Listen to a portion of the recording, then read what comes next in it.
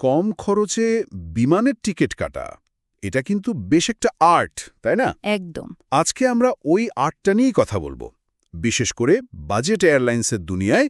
মানে হাতে যে তথ্যগুলো আছে সেগুলো দেখে মনে হচ্ছে কিছু কৌশল জানলে হুম। আকাশ ভ্রমণটা অনেকের সাধ্যের মধ্যে চলে আসতে পারে। ঠিক বলেছেন, সস্তার টিকিটের একটা আকর্ষণ তো আছেই। তবে হ্যাঁ, তথ্যগুলো এটাও বলছে যে শুধু কম দাম দেখলেই কিন্তু হবে না।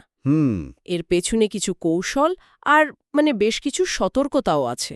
আজকে আমরা এই বিষয়গুলোতেই একটু গভীরভাবে নজর দেব, যাতে সস্তার ভ্রমণটা আসলেই সার্থক হয়। আচ্ছা, তাহলে শুরু করা যাক প্রথম কৌশলটা দিয়ে।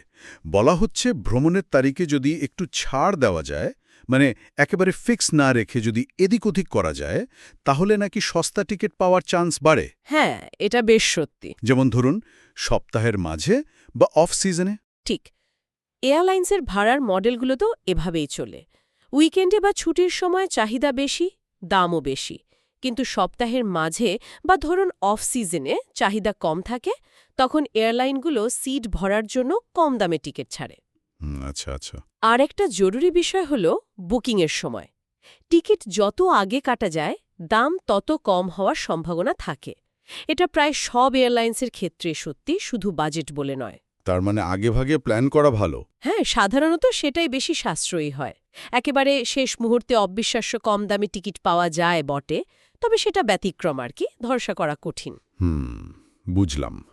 তার মানে প্ল্যানিং আর সময়ের একটু ফ্লেক্সিবিলিটি, এই দুটো থাকলেই বেশ কিছুটা সাশ্রয় হতে পারে। আচ্ছা, অনলাইন অফার বা ডিসকাউন্ট এগুলোর ব্যাপারে কি তথ্য আছে? ওহো, অনলাইন প্ল্যাটফর্মগুলো তো এখন খুবই জরুরি। এয়ারলাইন্সের নিজস্ব ওয়েবসাইট তো আছেই। হ্যাঁ। পাশাপাশি অনেক ট্রাভেল এজেন্সিও, যাদের হয়তো এয়ারলাইন্সের সাথে বিশেষ ডিল থাকে, তারাও ভালো ছাড় দিতে পারে। যেমন এখানে ট্রিপ স্কাই পাসের মতো এজেন্সির কথা বলা হয়েছে। হ্যাঁ, হতে পারে সেরকম, যারা হয়তো বিভিন্ন অফার এক জায়গায় দেখায় বা নিজস্ব কোনো কুপন বা ডিল দেয়। আর ইমেল, নিউজলেটার বা অ্যাপ ব্যবহার করলেও এক্সক্লুসিভ অফার পাওয়া যায় অনেক সময়। আরেকটা বেশ ইন্টারেস্টিং আইডিয়া দেখলাম, মাল্টি সিটি ভ্রমণ।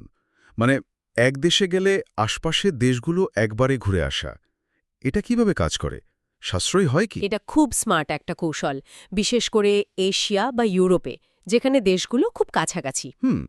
ধরুন কেউ থাইল্যান্ড গেল, সেখান থেকে মালয়েশিয়া বা ভিয়েতনামে যাওয়ার বাজেট এয়ারলাইন্সের ভাড়া কিন্তু বেশ কম হতে পারে। ও আচ্ছা।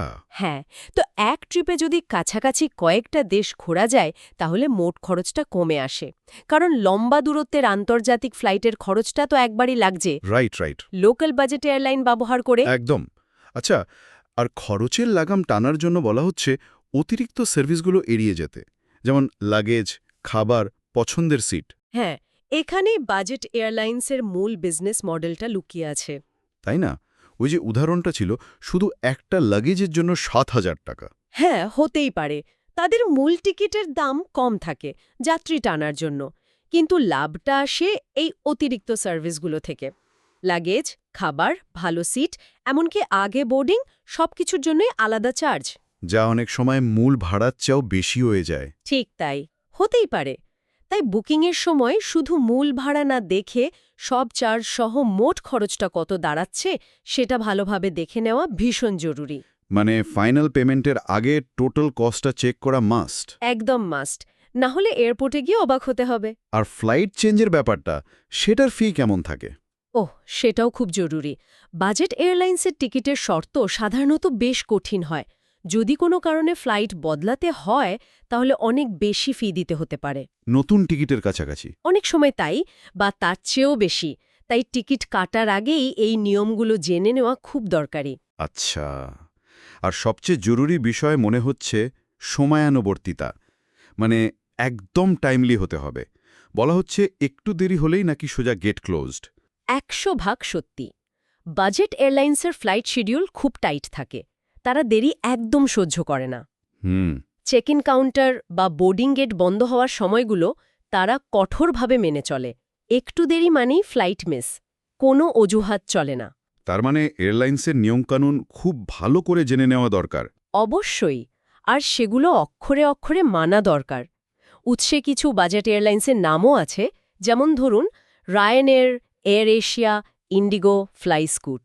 হ্যাঁ, দেখেছি ফ্লাইনেস, ইউরোবিংস এগুলো। হ্যাঁ, এদের নিয়মকানুন কম বেশি একই রকম। তাহলে সব মিলিয়ে যা দাঁড়ালো, বাজেট এয়ারলাইন্সে সস্তায় ভ্রমণের জন্য কি কি দরকার? নিখুঁত প্ল্যানিং, আগেভাগে টিকিট কাটা, অনলাইন অফার খোঁজা, মাল্টি সিটি ভ্রমণের সুযোগ নেওয়া যদি সম্ভব হয়। আর ওই লুকানো চার্জগুলোর ব্যাপারে সতর্ক থাকা। একদম। আর সবচেয়ে গুরুত্বপূর্ণ, এয়ারলাইন্সের নিয়মকানুন আর সময়ানুবর্তিতা কঠোরভাবে মেনে চলা। বিশেষ করে সময়টা।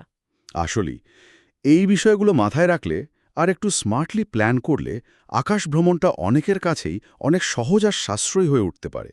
ভালো প্ল্যানিং সত্যি একটা বড় পার্থক্য করে দেয়। ঠিক। তবে সব আলোচনার শেষে একটা প্রশ্ন কিন্তু মনে আসে। কি সেটা? এই যে বাজেট এয়ারলাইন্সের আপাত সস্তা ভাড়া, এর সাথে যে এত লুকানো খরচ, এত বিধিনিষেধ, কঠোর নিয়মকানুন জড়িয়ে থাকে, এই সব কিছু মিলিয়ে দেখলে ঠিক কোন পরিস্থিতিতে এই সস্তা টিকিট একজন ভ্রমণকারীর জন্য আসলে উপকারের চেয়ে বেশি ঝামেলার বা শেষ পর্যন্ত বেশি খরচের কারণ হয়ে দাঁড়াতে পারে, এটা কিন্তু আমাদের সবারই একটু ভেবে দেখার মতো বিষয়।